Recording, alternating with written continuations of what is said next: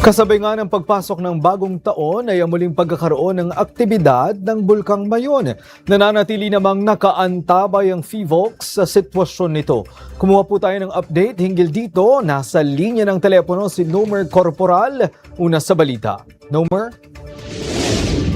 Yes, puspusan ang ginagawang monitoring ng Philippine Institute of Volcanology at Small PHIVOLCS sa Bulkang Mayon dahil sa patuloy na ipinapakita nitong pagtaas ng aktibidad o abnormalidad. Kahapon nang itaas ng PHIVOLCS sa Alert Level 2 mula sa pagiging Alert Level 1 ang bulkan, kung saan sa loob ng 24 oras, simula kahapon January 1, 2026 hanggang kaninang madaling araw, ay nakapagtala ang ahensya ng 43 rockfall events, 2 volcanic earthquake, at namataan din ang patuloy na pamamaga ng bulkan.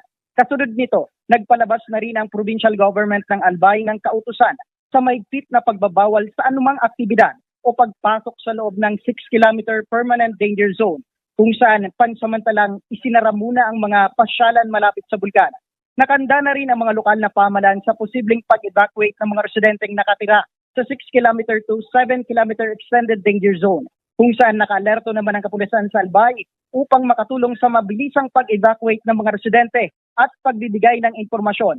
Inatasan na rin ng PHIVOLCS ang civil aviation na abisuan ng kanilang mga piloto na iwasan ang pagpapalipad malapit sa summit ng bulkan dahil sa posibilidad na pagkakaroon ng phreatic eruption.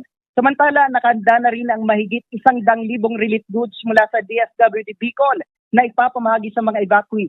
Alinsunod sa direktiba ni Pangulong Ferdinand R. Marcos Jr. na maging preparado sa anumang sakuna. Nagpaalala naman ang otoridad sa mga albayano na maging preparado, maging updated at sumunod sa kautusan ng kanilang mga lokal na pamahalaan.